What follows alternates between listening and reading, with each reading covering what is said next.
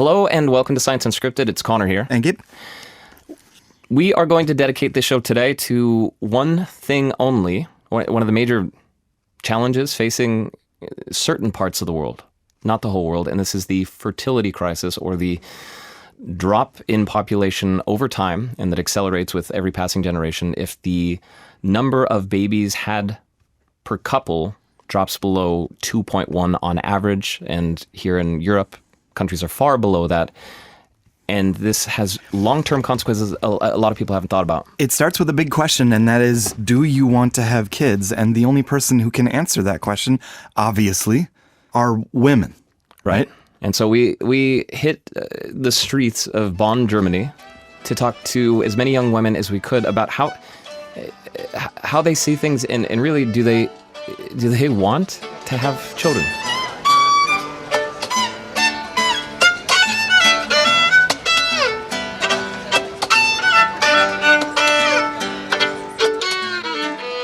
My name is Mary and I'm 19.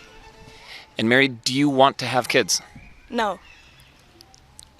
Because I don't want to have children because nowadays it's a lot of, I think, pressure, and a lot of, I don't know the English word.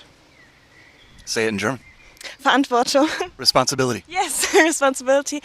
And I don't want to bring a child into this world with the fear of, I don't know, of him or her or whatever being in danger or anything. I don't like that. And if you have a man that takes the responsibility and you have a good husband, that's good. But it's always the woman at the end of the day. Are you sitting here with your mom? That's my grandma. With your grandma? Mm-hmm.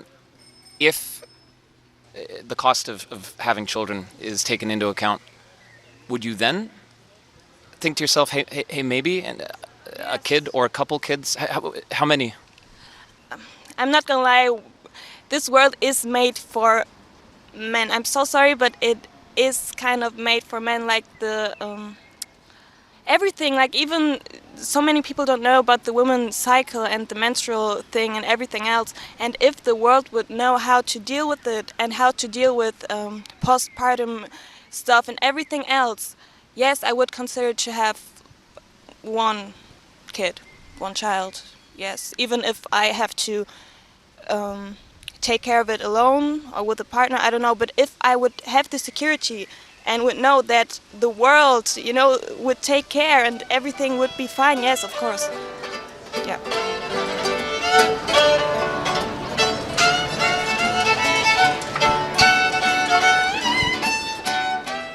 Katrina, do you want to have kids? I think that's kind of a complicated question for myself because, in my past, there are a lot of things that I need to work through, and I think in this economy, it's really expensive to have kids, but the partner is also a very high point that needs to be good to say that. I need to have a partner that I can trust with this, and that we are kind of sharing the same how we want to raise our children. I think that's also a big factor. And do you feel like guys your age are there? You're laughing. Hey, hold on. You're both laughing. You're both. Yeah. So guys our age, I would just, it's hard kind of. We have so many possibilities to just do whatever we want. We have the chance to do that, and I'm very thankful for that. But I think a lot of people, guys, a lot of one-night stands and stuff like that. No one is really up for real connection. It's very fast, kind of. And I would say that there is a big gap between what people want, and I would say that most of the times women are met with either old standards from guys, you need to be at home, you need to be not working, you're just taking care of the kids, and I'm going to be the one that brings the money in, or there's also this hookup culture where commitment is just avoided at all costs, and there are just new names dropping right and left to kind of avoid talking about commitment as a topic itself.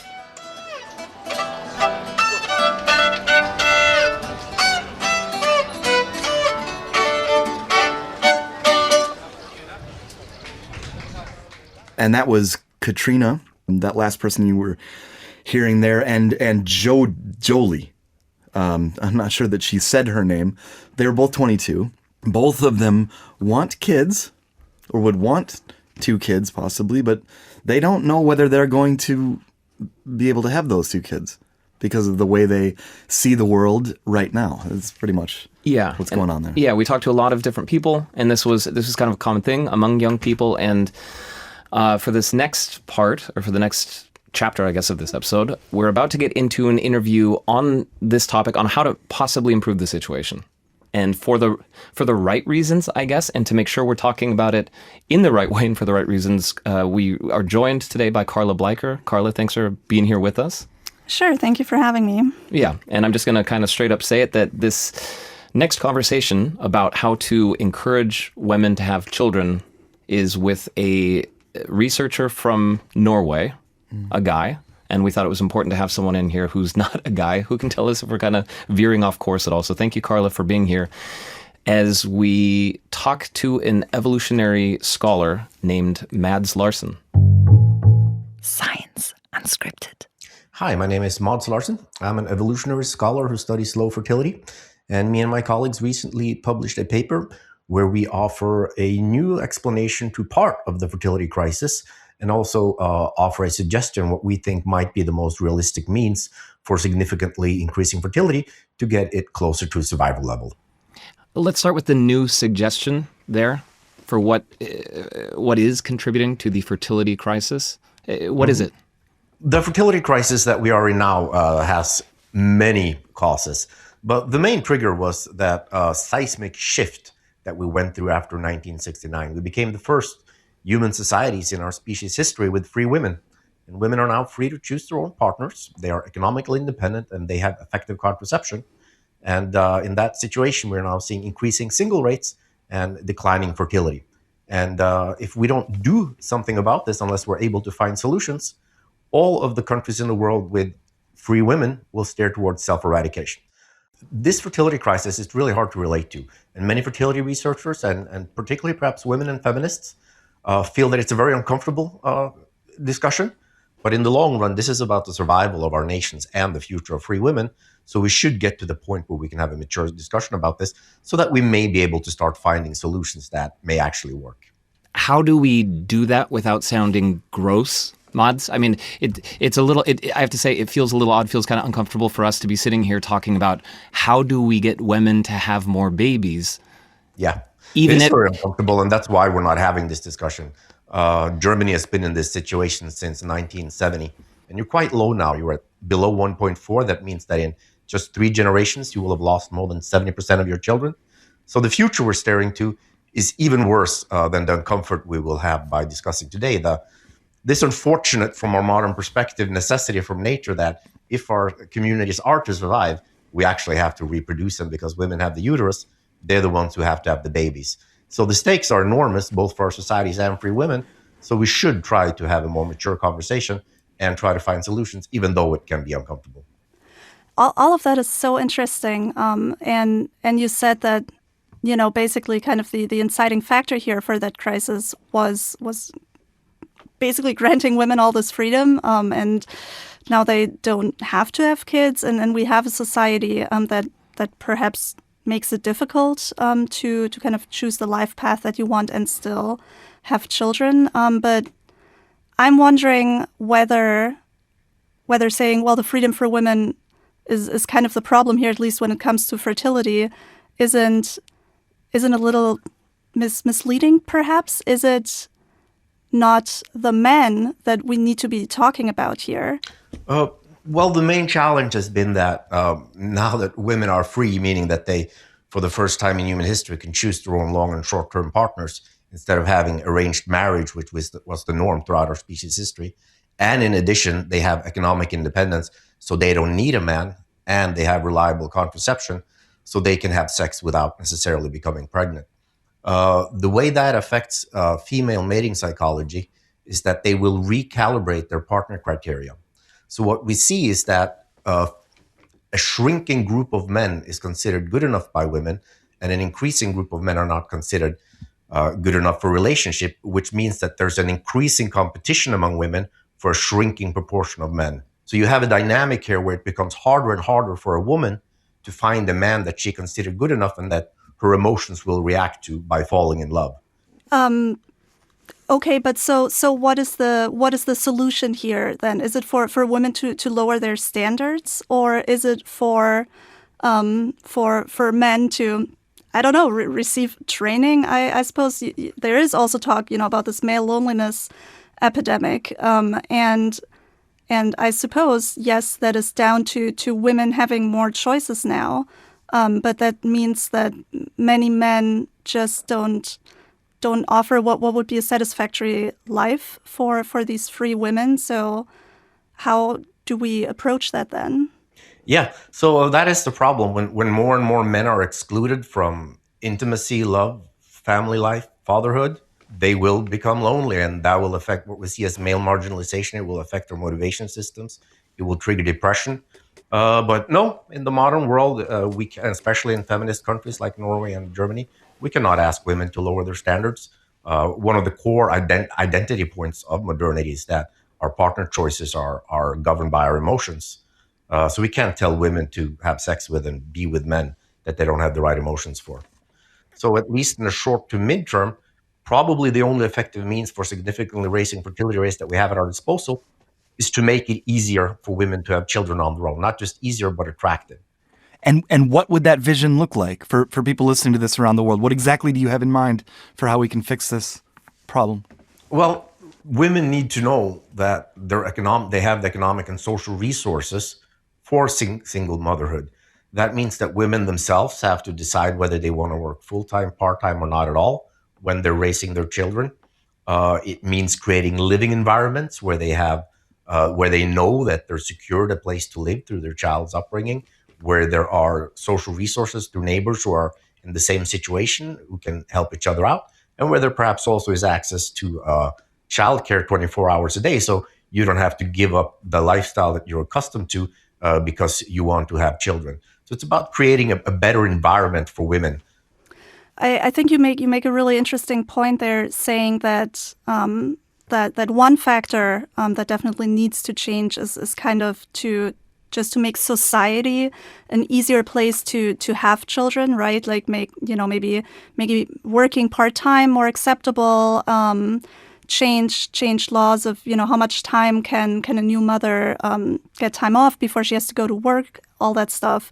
But the other thing is, I think to make it more appealing for women to have children is to have the other side of the partnership, the men in this case, kind of to contribute more, right? Because even though we say, especially in our free societies where you are seeing this issue that yes, of course, there are equal rights and mothers and fathers contribute equally, but the reality is that most of childcare and the emotional care, and then later, all these tasks of helping with homework, driving kids somewhere, all that stuff still mostly lies on the mother's shoulders. And I think that's a big factor also why some women who might, ideally have 2.4 children shy away from that, because they know from experience and seeing the world around them that most of the work will still be with them. So how can you change that? Well, that's what we used to believe up until 2010. After 1968, Norwegian and German fertility rates both collapsed, and all across the nations with free women, the fertility rate collapsed. But in Scandinavia, we did something different that allowed us to be an anomaly from the 80s until 2010, where we almost had replacement level fertility, because we have the most gender equal societies in the world with the most contributing fathers and the strongest family welfare. But that doesn't help create the relationships. So we still have that single rate. Half of women in their most fertile years do not have a partner, and that's not a question of gender equality or lack of resources. We have exceptionally generous benefits here, but that has the unfortunate effect of putting additional downward pressure on pair bonding rates, because the better off women are, the freer they are, the more economically dependent they are, the more they're likely to raise their partner requirements. That's just how their genes have programmed them. You said or implied that the Nordic countries had success with their generous family policies Yeah. up until 2010. What changed in 2010? Two things. So what we focus on in the article that we wrote is the cohabitation rate, how the single rate just keeps increasing. So when we created this new mating ecology, the single rate just kept decreasing. So the non-cohabitation rate for women 20 to 34 doubled from 23% to 46% from 1977 to 2022. So there's just not enough couples to incentivize financially. When half of women are single in their most fertile years, a little bit of extra money, daycare, all that, it's very good for couples that are dual earners, and for that it worked. But if you're a single woman, that doesn't make up for the partner you lack. And then since 2010, we've also had another problem where partnerships have become less stable and a less secure platform for births. So actually, the most of the actual decline in fertility there was because those who had entered into partnerhood didn't have children at the rate they used to. In fact, now in Finland, partnership is more likely to end in separation than in childbirth, and it didn't used to be that way. So we've lost the relationships, and the relationships we have become more unstable and less secure.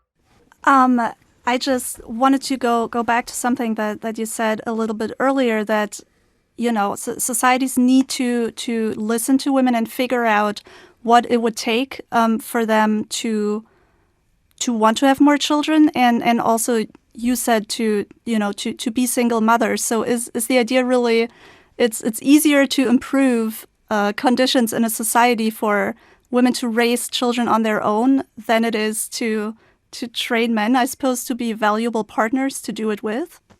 Yeah, that's not possible. You can't tell a group to just be better. Men are the way men are, the same way women are the way they are, and that's a result of the genes we have, how our mating psychology has evolved, how we've been shaped by millions of years in evolution, and then how that psychology manifests itself precisely in the environment in which we live now. Telling what has changed is women's calibration of partner criteria and their thresholds for what an acceptable partner is, and then to turn around and tell men that they have to become better and live up to those raised thresholds.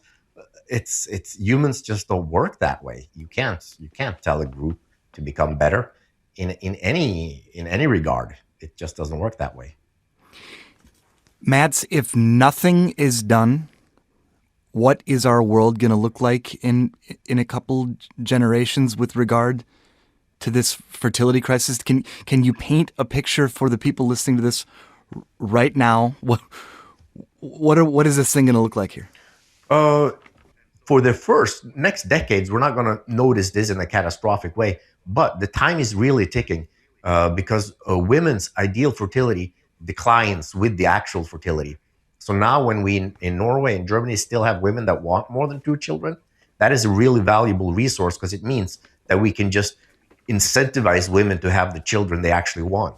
We see in those countries that are ahead of us, several Asian countries, women's fertility ideals are significantly below 2.1. And once you're in that territory, no liberal open society means can restore fertility to survival rates, because you would then need coercive means to have women have more children than they actually want to.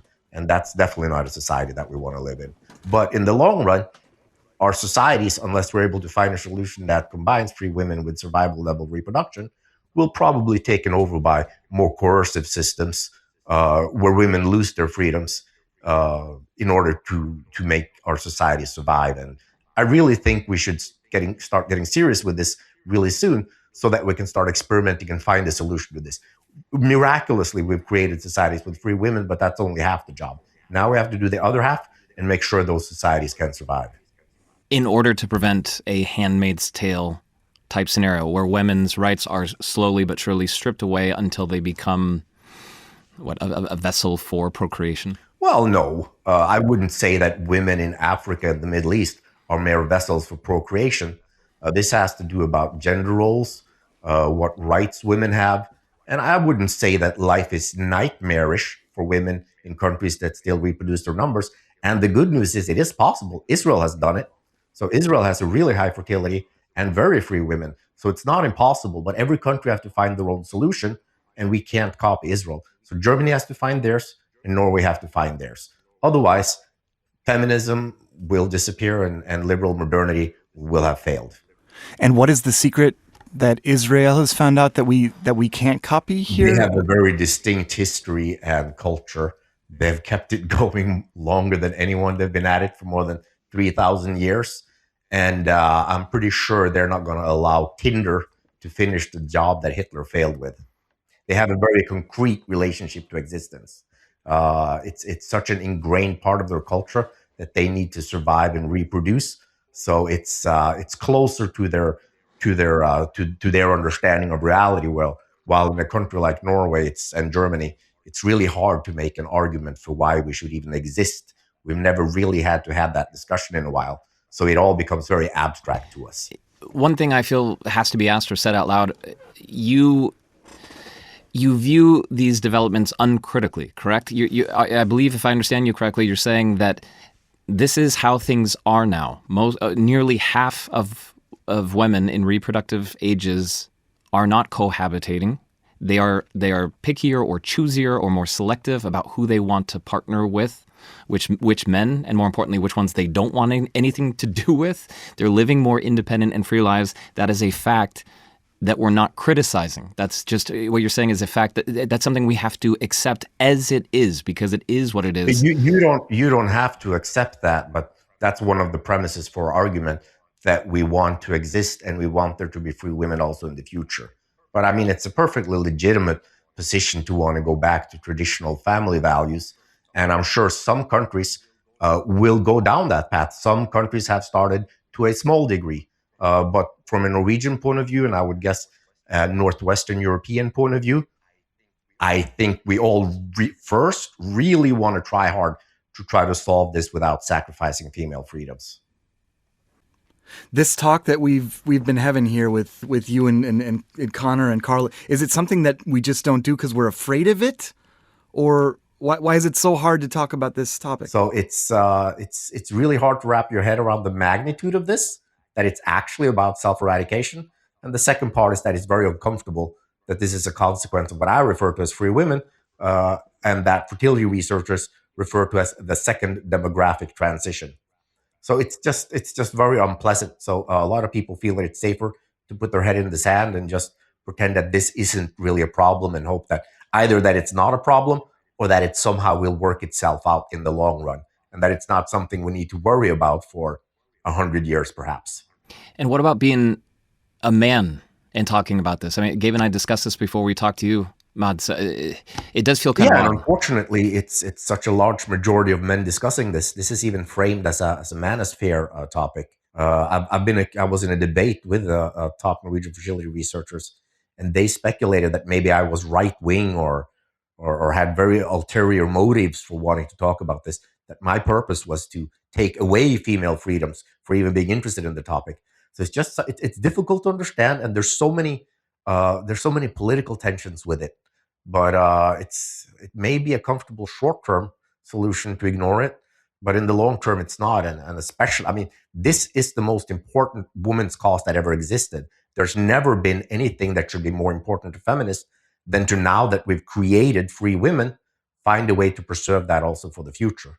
But it's a very unpleasant discussion, especially because it seems that such a significant part of this is driven by how women recalibrate their partner criteria once they don't need men. But I think people understand it intuitively. We've always had arranged marriage. Men were forced on women, and women couldn't make do without a man because they weren't economically independent, and they couldn't have sex with men they wanted to have sex with because there was such a large risk of becoming pregnant. And when all of that is changed, yeah, it's going to have tremendous effects on our mating markets. And one of the most important effects is that our pair bonding rate is going to dramatically decrease.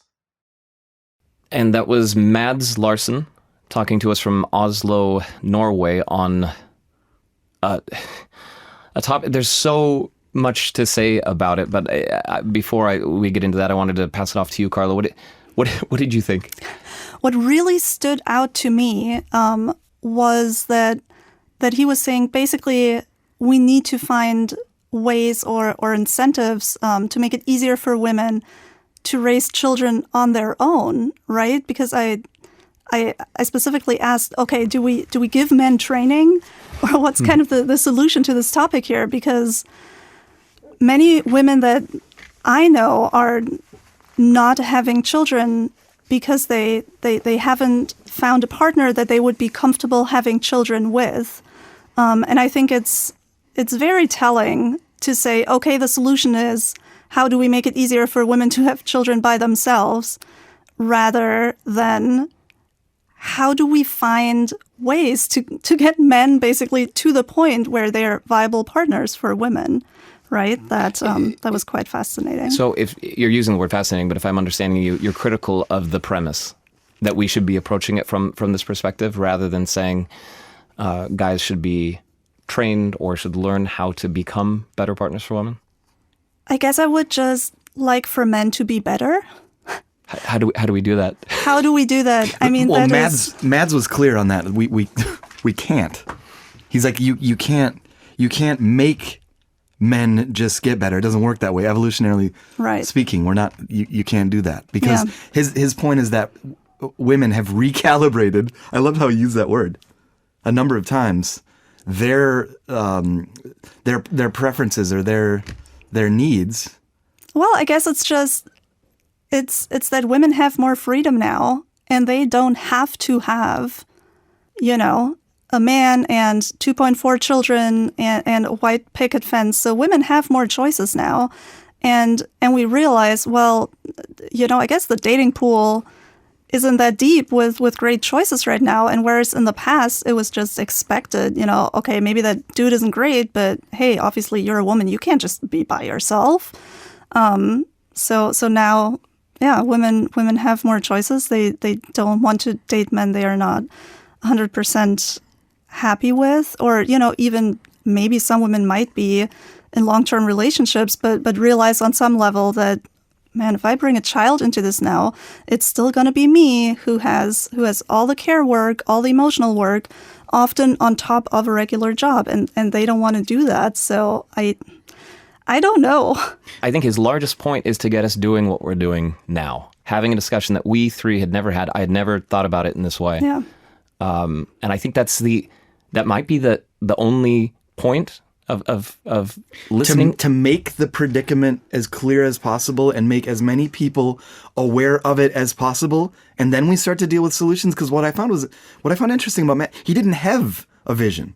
Well, I wanted to hear from him. What do we do? I don't know. Yeah. That's not his role. He doesn't need to answer that. He needs to get this ball rolling, and at least for us, he has.